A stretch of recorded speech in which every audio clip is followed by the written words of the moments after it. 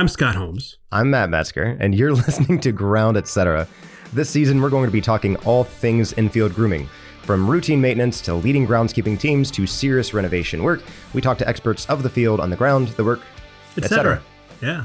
And the other day in our first episode of this podcast, we talked to Mr. Chuck White. Yeah. And, we called him the myth, the man, the legend. and he is. Deserving. And deservingly so. And if you watched or listened to this episode, you already got an incredible insight into his history and how he became who he is and how he got to the level of USA softball and, the kind of the career and the family man. I mean, I was just really, really impressed by how he gained his knowledge. And I'll tell you, the thing that really got me was from the time he was a child, he and his dad were inventing their own products for sports stuff. Yeah. Right? Yep. And that really resonated with us. Oh, you bet. Because ABIs were innovators. Well, and they're just problem solvers, right? Yeah. I mean, he needed something and he went to his dad and his dad said, well, let's see if we can make it, right? Right. I mean, his dad said, why it doesn't exist. So we need let's make it. Yeah. And so, Chuck from a little boy was all about having the best equipment and the best practices. But one of the things I was really excited to hear from him was about his leadership style.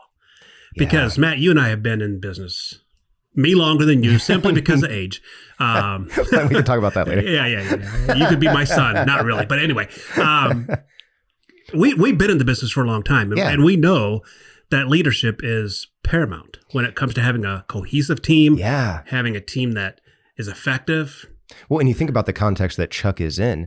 I mean, you've got groundskeepers across the country that sometimes they get to pick their own teams. Yeah. Sometimes they don't. Sometimes you've got full-time help. Sometimes you don't. Sometimes you've got part-timers. Sometimes not. Sometimes you've got seasonal help or even volunteers just for tournaments. And you think about some of the challenges that a leader faces when they've got a full-time team with them, but then you just multiply that tenfold when you're working on a groundskeeping crew that you're responsible for leading this variety of people that some of them you know well and some of them you may not know at all. Yeah.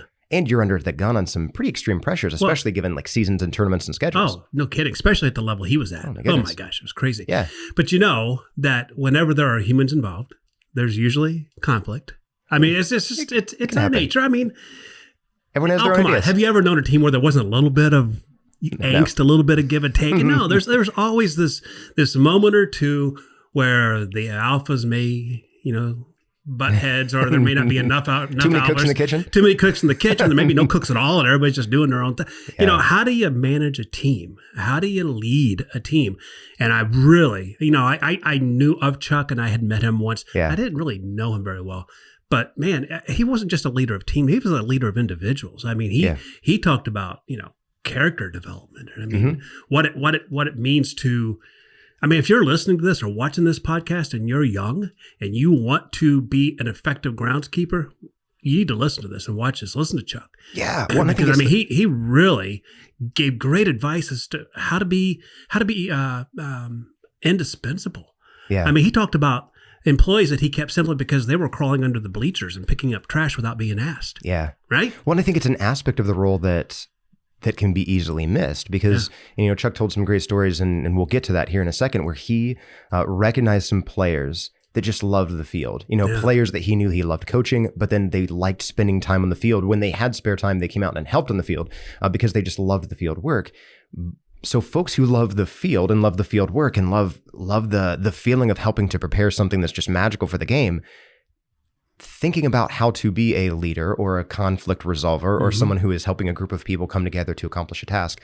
Sometimes that's a skill set that not everyone thinks about when thinking about going into the profession, going into the career of groundskeeping. Yeah. So staff leadership, there's always the great reward of providing and I love that. But there's also conflict. Yeah. We know it. Sometimes you have to let people go. Sometimes you have to discipline people. It's just part of being a leader. And Matt, you've been with ABI a long time. We won't go into how many years because I'll get it wrong. And you'll correct me and then they'll think I'm stupid. And, we just won't go into that. I would never. Whatever you say is right, Scott. That's just... So I've been at ABI so long. But you've been with us a long time. And a part of your role has been leadership development. It has been the hiring. You're not a traditional HR. You're more of a leadership development and a team builder for us. And you've been the head of that that division for a long time. So I know that you have faced conflict probably on a daily basis.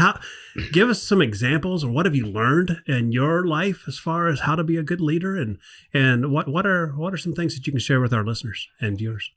Yeah, I think specifically when it comes to conflict, it is, and actually Chuck gets into this, and so I'm not going to steal his thunder there, but the not running from it, not hiding from it, not thinking it's just going to go away, right? So, and one of the most crucial things I've learned is just don't think that problems are going to resolve themselves. If you are the one responsible for a team of people, it is up to you to know how to engage a situation to resolve the conflict. Yeah. It's not going to just disappear. And if you're ignoring conflict, most likely your team's going to start to dissolve and fall apart, and people are going to leave on their own because they need a sword and shield, right?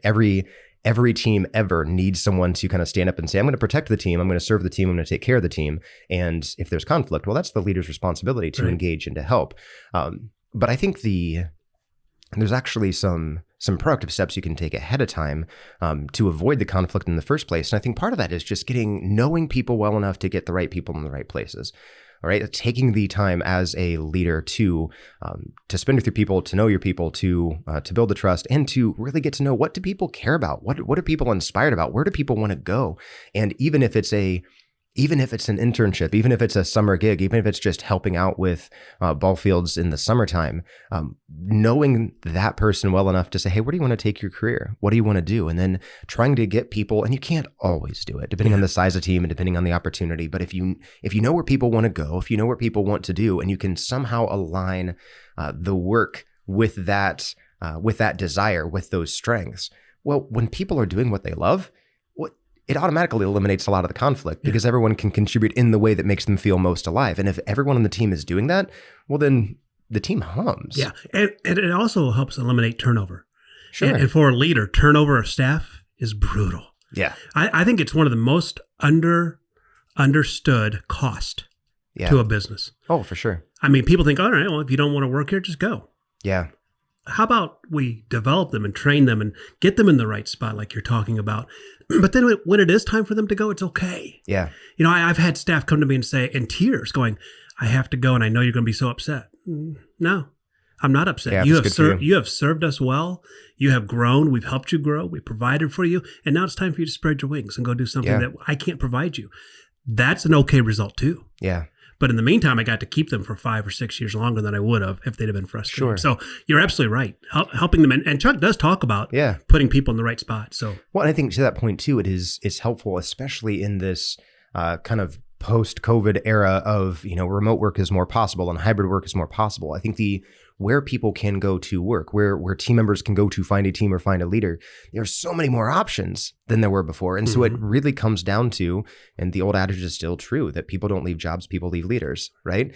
So if contributors, if team members have more teams they can play for or work for, and there are more leaders that they can work with, well, then to be the kind of person that makes people feel safe, that makes people feel heard, that makes people feel valued, that's now more imperative than ever for leaders to take that time to invest in their team members, to really know people, because that's going to be the difference. That's what's going to set leaders and teams apart. Absolutely. And, Chuck gave us some great advice on that and some great experience of his and how he's handled that. So sure. If you're watching and listening, you'll learn a lot. Yep. Well, we are back here again with Mr. Chuck White. Chuck is previously the turf manager, maintenance manager at the USA Hall of Fame complex, now at United Turf and Track. And this is not Chuck's first episode with us. If you missed the first episode, Chuck was with us last time around talking specifically about equipment and turf and his history and how he got into it and how he would recommend for people interested in getting into sports field maintenance to kind of jump into it and find their way. But this time around, we want to take kind of a different course of the conversation, Chuck, because not only have you been designing and building and working on fields, you have been leading teams who are doing that kind of work. And that's a different ballgame. Yeah. To be able to do it yourself is one thing, but to be able to help a crew that has varying degrees of experience, that's a whole different ball of wax to tackle. And Matt, you and I both know we've been in business a long time. We've led teams and hired teams. No team ever looks the same. Right. I mean, you have a variety of skill levels, a variety of personalities, a variety of work ethic. I mean, tell us about some of the teams that you've had, some of your best teams. How did you mold them? How did you make them? How did you lead them?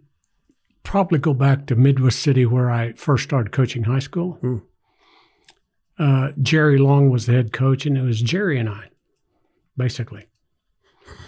But then as my boys got older, they would go to Dad, and I'd start teaching them how to do this and how to do that. So my first team was probably in-house as much as anything with my boys.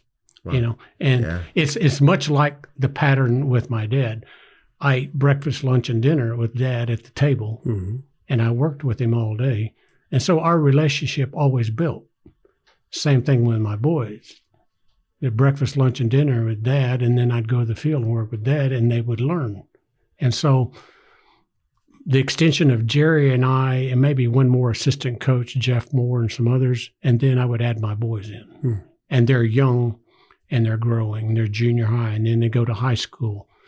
And then they go to college, and when they're in college, they're helping Lloyd, their coach, take care of their field. Yeah.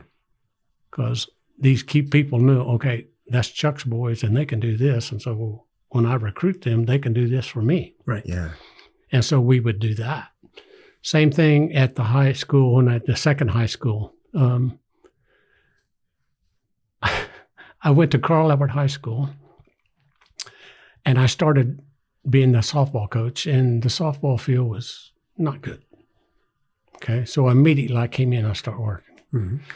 Well, the person before me obviously didn't work on their field. And it's a very short time. They see the amount of time that I'm putting in, and the transformation starting to happen. And so the season hadn't gotten here yet. And they go, "Can I ask you a question?" I said, "Sure." He says, "Do you expect me to work on that field as much as you do?" I go, "Probably not, but I will need your help." Yeah. The next day they were gone. Really? They resigned. Wow. Oh, no. Because they didn't want any. That's probably a good thing, though. Yeah, because I didn't want to babysit them. Right, no kidding. I don't want to spend my time doing that. So then I got another girl that came in as softball, and her name was Devin, and she had a basketball background. But Devin came from a small rural town, would do anything, and Devin wanted to learn. Yeah. And Devin would do anything for me, to do anything. And I remember coming out of the little shed one day, and I'm looking around, where's Devin? I can't find Devin. I start yelling for Devin. Devin's on her hands and knees underneath the bleachers picking up trash. I'm saying, she's staying. No I'm keeping her. Wow. I'm keeping her. Yeah. Because that only reason that person's doing this because they want to do that. Yeah. I didn't tell her to do it. She saw it. You bet. And she said, that needs to be done. And she went and did it. And she stays. Yeah. Yeah. And so I start doing and keeping her and making her feel welcome, and because I don't want to lose Devin. Right. So, and at the end of the year, after we finished our final game, I looked at Devin. I said, "Devin, what'd you learn this year?" She goes, "I never knew we watered dirt." Yeah. I go, "Really?" She goes, "I had no idea." Yeah. So there are a lot of things, again, just by watching, that they learn and they educate themselves. So getting the right people, and they give you signs, Devin, I'm keeping her because of what she did or what he did, and looking for those individuals, always being vigilant to find that person that shows you more than telling you that they want to be there. Right. So were you a boss that was quick to replace, or would you rather give somebody a long time to overcome their weaknesses or overcome their personality, things that you didn't care for? Or were you like, I got a job to do, I got a game on Thursday, and I got to find the right people. So if you don't give me one good hard day of work, you're out. I mean, which way did you lead? Going back to my dad's shop again, okay? Yeah. I'm a young boy. He buys me a welding helmet. I'm learning to weld. So I'm welding. He's sitting beside me. He's welding me. And the next thing I know is my dad's not there. I can tell he's gone. Yeah. And I flip my hood up and turn around and look. I said, "Dad, where are you going?" He walks over to the welder and he turns it off. I go, "What's going on?" He goes, "I want to teach you to weld, but you're not ready. When you're ready, I'll teach you." He didn't give up on me. Right. He didn't write me off. He just knew that you're not ready. Yeah. And so that taught me the lesson is that I, as a teacher, look at players, I look at students, and not all students are the same. Not all workers are the same. Right. And so I've got to match up what they can do and what their likes and dislikes are. This job is something they can do and they want to do it, so I put them there. Yeah. That's great. And then I give them time to make a mistake. Right. Devin again. I put the string down and Devin says, can I chalk the field today? Never done it before in her life. She chalks the third baseline. Great. She comes around and chalks the first baseline, and I go, well, we got a problem. So I said, come here, Devin. We stood at home plate, and I said, look at this line. I said, now look at that line. She goes, oh, I messed up. She had chalked inside the string here and outside the string there. Yeah. She said, we got a game in 2 hours. What are we going to do? Go grab a rake. We scratched it out. We redid it. I let her chalk it again. Everything's good. Yeah. Yeah. So I'm not going to beat them up. Right. Because I made mistakes. Sure. You know? So. Yeah. Helping them find their strengths. Let them find, what their strengths and likes are, and then let them grow into other things. Yeah. But they have to have those intangibles, though. They have to have the desire, the passion. Yeah. Yeah. Well, and that, it sounds like over that you have time, right? Talking about your building that relationship with your dad at the meal tables, or if you've got somebody working with you that you know you've got them for a long run, potentially. Talk to us about the situations you've been in which you had people who were around for a tournament or a season of tournaments, but that was it. I mean, this is very temporary in your relationship. You may not have had the chance to get to know them as well. How do you build that relationship and provide leadership to that kind of crew? Okay, so I guess my best story here would be at the USA Softball Hall of Fame. So we got the World Series coming, right? Up until the World Series, it's me and another guy full-time, and then part-timers. Mm-hmm. Maybe 2, 3 if I'm lucky, 4 if be heaven. Right. If we had that. Yeah. You know, for tournaments during the season or other events. But the World Series comes, and I remember going in when my very first one, and Rich, my boss, looked at me and goes, now, between game 1 and game 2, ESPN's going to give you 13 minutes to change this field. You got to take the field completely out, and you got to put the field completely back in 13 minutes. Ooh. And I'm going, you're serious? Yes. Okay. So I immediately started looking for people in my background, in my contact list that I knows what's going on and want to be there. So obviously the first people I'm going to look at is my family. Yeah. Here's Colin and here's Aaron. I don't have to tell them what to do. They can look at it and know, this is what you do. This is what you do. So they're my strength. And then I start going and looking for coaches. Coaches that coached baseball or softball previously, that I have a relationship with, that I've watched them take care of their fields. Hey, come and help me this week. And they loved it. Former players, or a guy that didn't really play for me, but he coached for me and he's a friend of Aaron's. He had a turf management degree from OSU. So TJ, you come. During the World Series, TJ, the outfield grass is yours. I'm not touching it. Right. You mow it, you sweep it, you do whatever. If I need to do something, you tell me. So TJ came and took care of the grass. It's yours. I don't have to worry about it. Yeah. Okay? Colin, you do this. Aaron, you do this. And then I have Ryan, Andrew, and Chris that I brought were former players. Chris, you're a catcher. You're working home plate. Okay? Ryan, you and Andrew are both pitchers. You're working the mound. And then I got my grandson.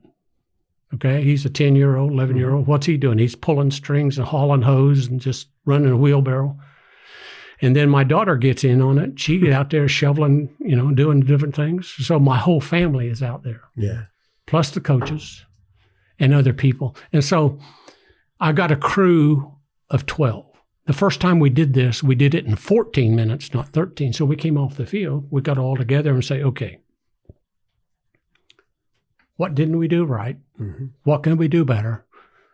And so basically each one of us having a full-time assignment. And then when you're finished, you got a half an assignment to help somebody else. And so when we came off after that first time, we sat down as a group. I led the group. We had a discussion. We talked about this. How'd you do that? What could you do better? What could you do better? What are we missing? And we talked and we identified those. So we got all of our stuff loaded up. And when the last out is made, everything is lined up and we're gone. Yeah. And so everybody's checking everybody. We got this, we got that, everything, all of our materials, all of our equipment is there, and we're gone.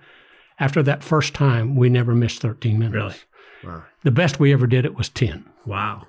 It's impressive. Flip a field in 10 minutes. That's pretty impressive. But that relationship of, first of all, picking the right people, they want to be there. It's short term, but it's still very important. Yeah. You got a lot of people watching you. And Division I coaches are kind of picky. I bet they are. Don't blame them. Yeah. So you and I know from experience, too much experience, that not every team gets along. Yeah. There are personality conflicts. I don't know what you're talking about, Scott. I know you don't. We get along all the time. We get along all the time. You and I are on the same team. No, I'm just kidding. I'm just kidding. Cut that. We don't want that. I just get fired right now. Like, that just happened. No, but not every team is cohesive. Not every team has personalities that match, but you still got to get the job done. How do you handle those kind of, there's got to be conflicts. You can't tell me in 30, 40 years you haven't had teams without conflict. I know you have. Yeah. How do you handle it? It's I probably call upon my experience as a coach and a teacher. If I got a student that in the classroom is just a problem, or I got a player that's a problem. I have learned, and I call it my 24-hour rule. If something happens, I stop it and I back off for 24 hours and I take a look at it. I don't want to make a decision or react to something that I think would be wrong for me, wrong for them, wrong for the whole situation. Yeah. I don't want to create more problems. Fantastic that's advice. Great I advice. want to damage control it, if you will. Right. And so I will shut it down or shut them down, whatever it is, and I won't overreact. I just kind of, and I don't walk off and leave it, but I go for 24 hours and I think about it. Okay, this is so-and-so. What do I know about them? How will they best respond to my critique? And how should I address that with them as an individual to take care of them, to take care of me, but take care of the situation and see if we can't solve something. Yeah. Sometimes it works. No. Yeah. It's not absolute. Sure. But my 24-hour rule, whether I'm teaching a class, coaching a team, or on the field. I think that's great advice. I can't tell you how many times as a business owner I've done that, where it's like, nope, I can't deal with this right now. I have to think on this. I've got to think about what's best for the whole, not just this react to this one situation. And I think the thing is, we as bosses want to think about us first. Right. I want to think about them. Yeah. It's not that I want to hurt their feelings. It's just that I want to put them in a position where they're willing to listen. Yeah. Sure. If they're not willing to listen, it doesn't matter much what I'm going to say. So it's the tone of my voice. It's the approach of and you would be different than you. Sure. Yeah. Shoot, it's different. If I talk to Colin, my oldest son, and I talk to Aaron, my younger son, I don't talk to them the same way. Yeah. They're two totally different people. Right. Yeah. So do you have a degree in psychology? No, you should. Or you should teach psychology. That comes from teaching 21 years of first through sixth grade. Right. And watching them grow. Right. And I don't talk to them as a first grader like I do as a sixth grader, but and I develop them as we go along. Right. So that's kind of awesome. That's kind of if crap hits the fan, if you will, right? When conflicts arise, give me a story the other end of the spectrum. Talk to me about a time where you had a team member that, because of your involvement with the team member, because of your development, because of the time you spent, that person really thrived, and it's brings you a lot of joy to see it happen. Well, I would have to say the one that comes to mind is Ryan, that's with me right now. Yeah. Okay. I recruited him as a pitcher in 2007, and I didn't really even. Somebody told me about him, and he came. And so I did it. But I saw that Ryan, again, wanted to be there. And I could tell, you watch him and like he's watching you, what you're doing. And I thought, okay, come here, Ryan. And so Colin, my oldest son, is kind of our mound builder. I said, Colin, go get Ryan, go get Andrew, and teach them how to, we build a mound, but I want you to teach them how to take care of the mound day after day. And so that's where it started. And so we started developing Ryan and Andrew. And then as Ryan went along, okay, he did that well, and we got him a few more responsibilities. And so when I went to the Hall of Fame, hey, Ryan, you interested? Yeah. Andrew, you interested? Chris, my catcher, are you interested? And they came. Well, I didn't have to teach them a lot of stuff because they already knew a lot. Right. And you don't always get to keep them. Andrew found something and he wanted to go do that. And Chris found something. But Ryan stuck. Right. And he stayed with me. Yeah. And to this day, he's with me. And then when I left and did full scope restorations, left USA, started my own business. 2 years later, Dylan comes to me and says, I want you to come be a part of me. So he buys my company, merges us in. He goes, who else do we need? Well, you need Colin there. Right. Who else? Ryan Morris. So now Ryan's with me. He's been with me since 2007. Wow. I mean, I love your 24-hour rule. I love the idea of slowing down, stopping, thinking about the individual, not just how you'd like to react in the situation, which, varying degrees of emotion, depending on, depending on how bad it was. I've gotten hot a few times. But what about when there's conflict amongst your team, even a small team, when some headbutting is going on and the unrest kind of permeates the entire team? Yeah, it's not just one whole. person. Yeah. Affecting the whole. Have you ever had to deal with that? If so, what did you do? Thankfully, not much. Yeah. But a little bit, and it wasn't really yelling and screaming, but you can go you can tell by their looks like something's not right here. Yeah. And I may go to them and say, what's going on? Well, I saw such and such. And so they may identify another person. And so I'll go and talk to them. So I try to get the story from multiple sides. Mm-hmm. And then once I kind of get a feel for it, then I may call in a group and say, okay, we got a little bit of rub here. Yeah. And so I kind of come up with an approach of how I can massage this person a little bit. I can kind of massage that person a little bit, but in a group to where you've got to give and take. You've got to give and take, and we got to get along here because we got a job to do. Right. Yeah. Okay? Right. And so I don't yell and scream. I don't jump up and down and make a big deal of it. Now, if you want me to get in your chili, I can. Believe me, I can. But I don't want to. I don't want to test him on that. No, I don't either. But I've not had to do that a whole lot, simply because I think that I've learned it's not about me, it's about us. Yeah. But I am responsible for us. Sure. Bottom line, right? The guy up in the press box, if there's a problem with the grounds crew, they're going to come see me first. Yeah, you bet. So it is, but it isn't about me. But I realize how important their input and their ideas, and perhaps they see some things from a different perspective that if they explain it to me, that's legit. Yeah. Mm-hmm. I might need to look at this differently. Sure. And so, or I may say, great, but not right now. Let's do that some other time. Right. So it's learning to manage the situation. But first of all, I got to manage me. That's a great reminder. Yeah. I got to manage me first because reminder. Everybody else takes their lead off of me. Sure. If I yell and scream, they're going to yell and scream. Right. If I'm going to get defensive, they're going to get defensive. Yeah. I don't want that to happen because I don't feel like growth and performance does well on a field or with a crew. I don't want us to have a attitude of avoidance. Yep. If we start avoiding one another, this isn't going to be good. Right. Yep. We got to get along. Even if you disagree, we still got to get along. Yeah.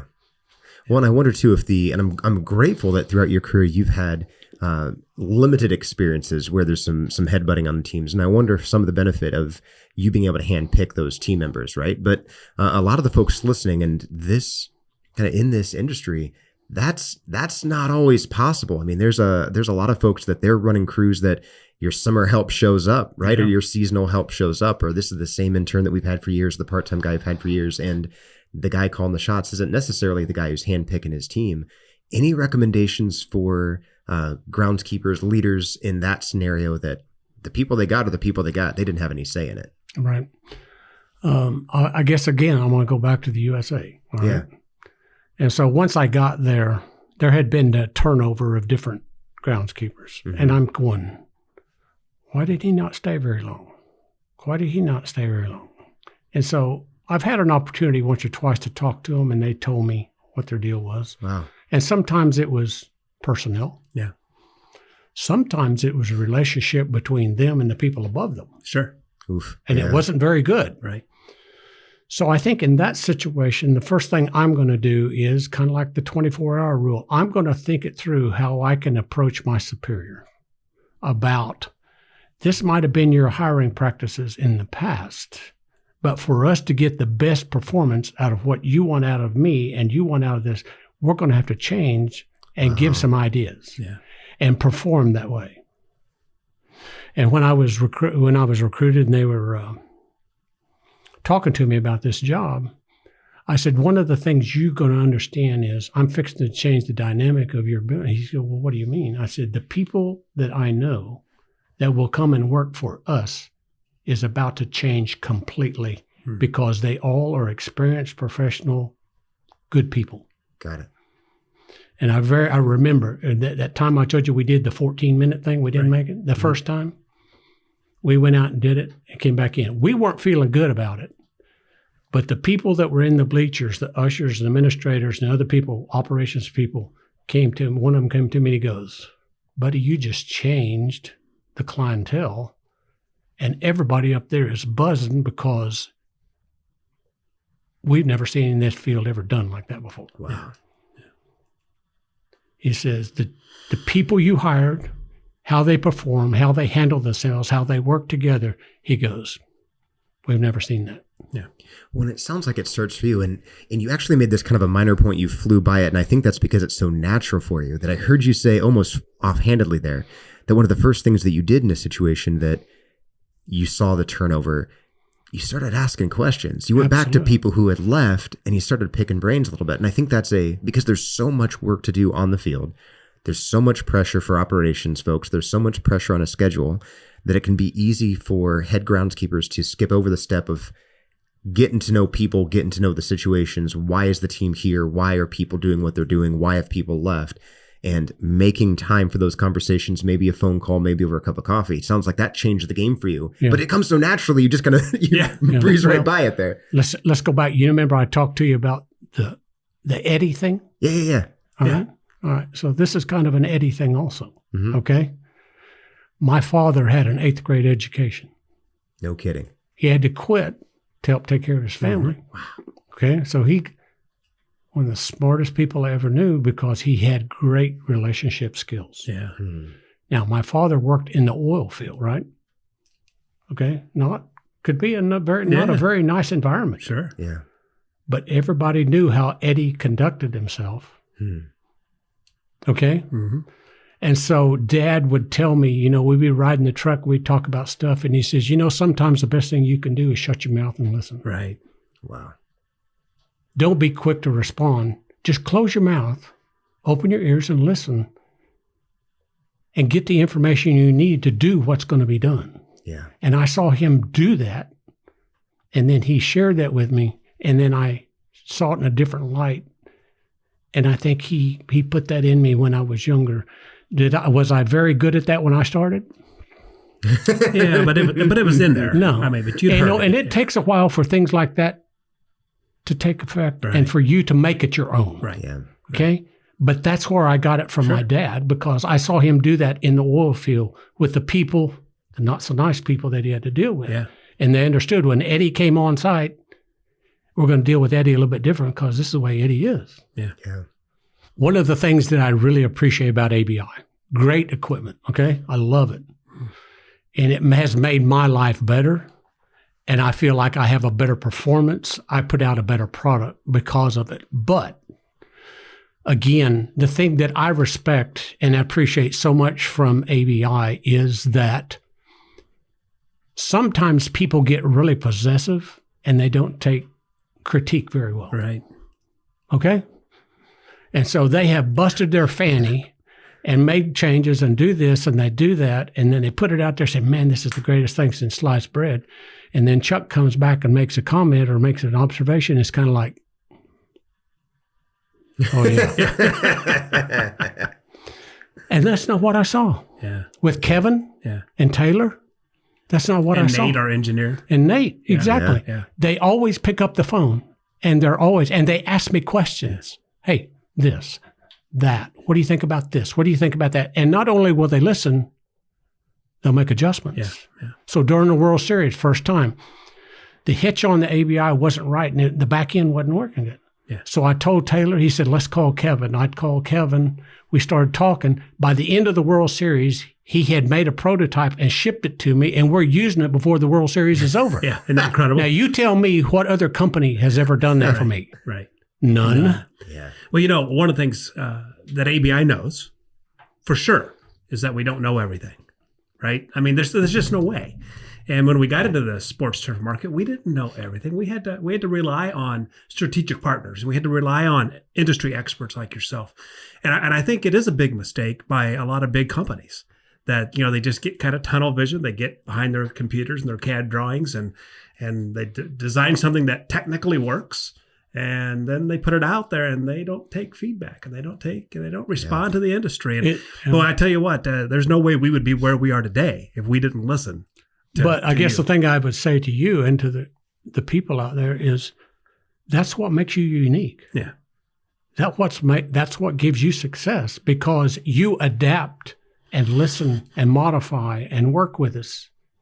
And that makes your product better, but that makes our job easier. Sure. It gives us a better product. So, yeah, we're all in. Yeah. We want a part of that. Yeah.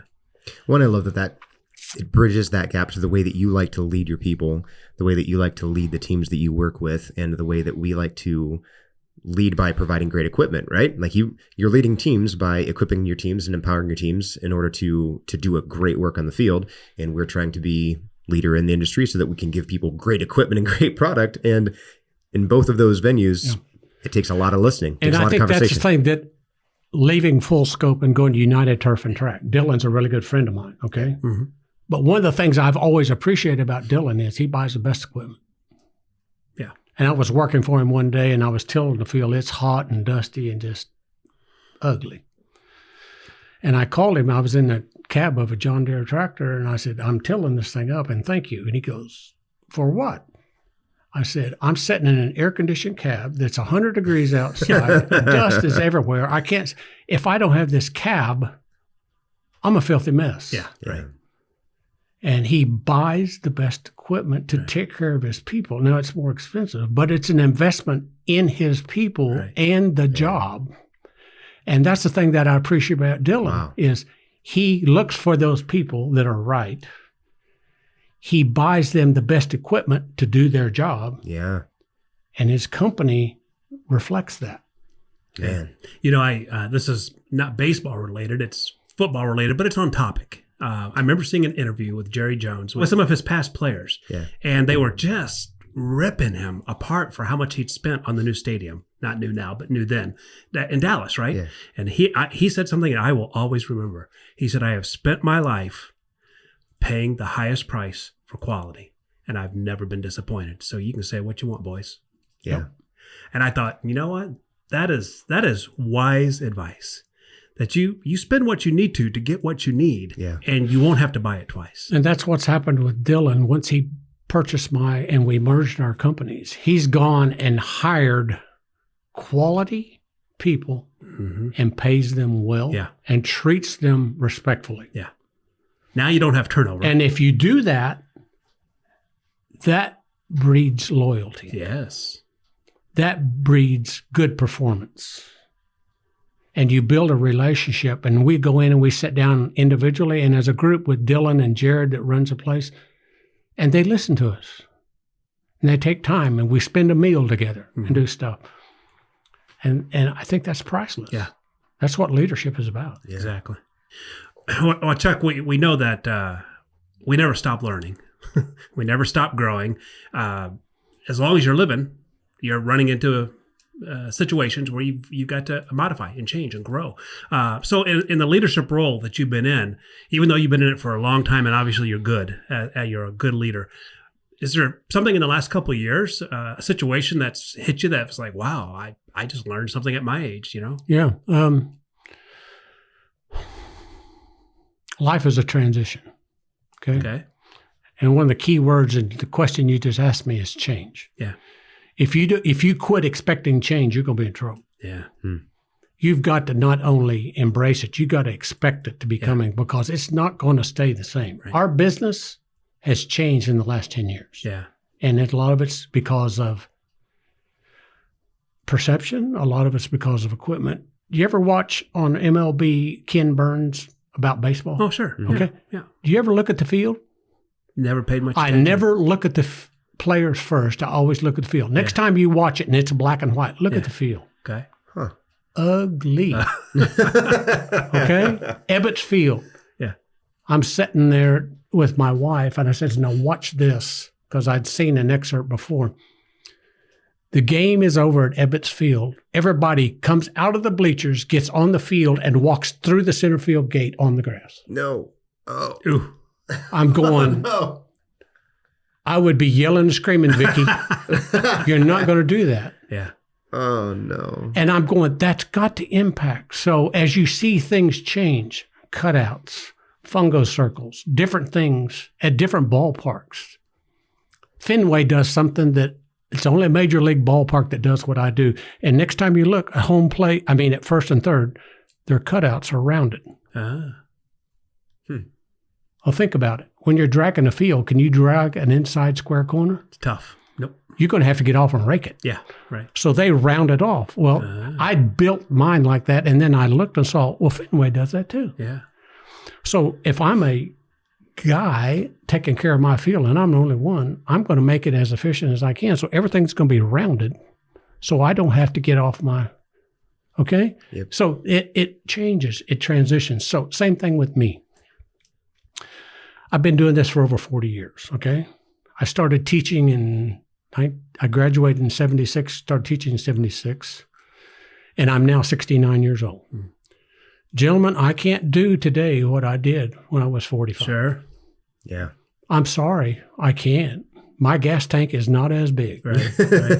And so I have to get my younger guys to do some of the heavy stuff.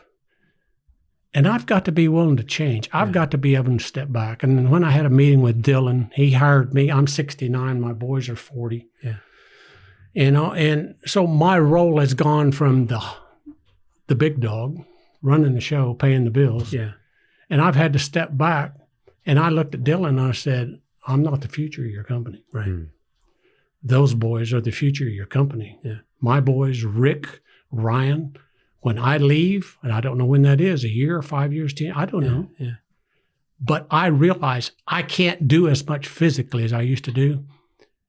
It's time for me to back, slow down, make a change. And that is leadership. And I know my boys real well. Yeah. Okay. And I know that they see that in me. Yeah.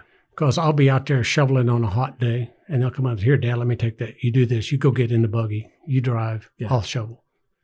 They understand that at the end of the day, that's taking a toll on me at 69 years old. Right. Whereas, and Vicky said, are you trying to keep up with them? Yeah. The pride in my job and what I do, I'm trying my best to keep up with them. Yeah. I'm slowing down. Yeah. Sure. But even though I'm slowing down, I still feel like I have a lot to offer, Well, just in a different way. So talk to us about that then, because we talked about, you said it's about transition, right? And what you're learning about change and always embracing change. So what does in this next season of life for you as a professional groundskeeper, in this next season of life as a leader in the groundskeeping space, what are you excited about? What are you looking forward to? Well, again, it's United Turf and Track is not my company, but it is because they bought part of me. Right. Yeah. Okay. Sure. So even though my name's not on the line, I'm still part of it. Yeah. And that's the thing that I think is part in leadership. If you can get a person to take ownership, everything changes. If you do it simply because I told you to do it, that ain't going to work. Yeah. That only will last so long. Right. But if you take ownership and at the end of the day, you say, I'll put my name on that. That's me. When you look at that, that's Chuck. When you look at that, that's Colin, that's Aaron, that's Ryan. Then things are going to go up. Yeah. Right? And I think in terms of United Turf and Track, we've got a bunch of guys that take ownership. Right. Okay? That's awesome. We may not always agree, Right. but we can work it out. We can talk about the differences. But I want Dylan's company to grow.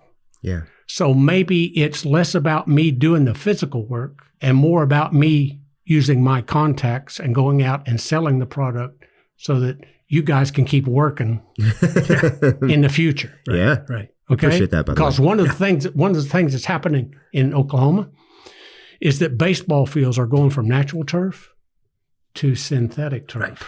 Right. That cuts into the natural grass side of the field. Yeah. Sure. So how are we going to pivot and turn a natural grass surface into a synthetic surface Right. Right. and make our company happen? So there's the change. And how I've started thinking, how can I do this to make it better? Because when I leave, things are still going to go on. But while I'm here, how can I help them? Yeah. Yeah. So you're taking on a very much a mentor role, even with your new company and Privately. privately. Yeah. But those are the things that Dylan and I have talked about when we have private conversations, you know. Yeah. Sure. Well, and that's very much, your desire to teach, and now knowing your history as a teacher. It's one of the reasons why we're excited to have you on as well. And we really appreciate it, Chuck, that you're willing to come on this show with us and share some wisdom, share some knowledge. This has been great. Oh, You know, yeah. and that's again, in my future, I would love to be there for you guys to help you. Yeah. And that's where if I help you, I'm an advocate for the coach You bet. or the groundskeeper, even though I may not even meet them or ever know them. But if I can help you build the product to help them, Right. then I touched them. Yeah. You bet. And you already have helped us. I mean, you've been a part of ABI now for, I don't know, when did you buy your first Force? 7 years ago? Something like that? No, actually, I bought it in August of 2020, but that was for me personally. Oh, yeah. But you were using them at USA. But I used it at USA, Yeah. And when I took over, the Force was the first piece I bought. Yeah. Yeah. One, I love that with you, Chuck, it feels like more of a partnership too, that you want to do right by the players, you want to do right by the coaches, you want to do right by the groundskeepers that you work with, and us too. Yeah. And so Right. for us to come alongside each other and really work for the good of the industry, the good of the ground, it's fun working with you. We really appreciate it. Yeah. But So appreciate having you on today. If you want to follow along more with Chuck, make sure to check out United Turf and Track. I'm sure you guys are on social media showing off some of the good work that you folks do there in Oklahoma. So check them out. I know you're you've got growing in your domain as you travel across the country and helping different people design and work in their fields.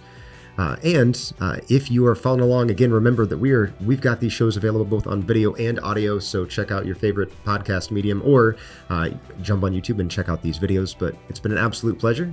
And for everyone watching at home, we'll see you next time.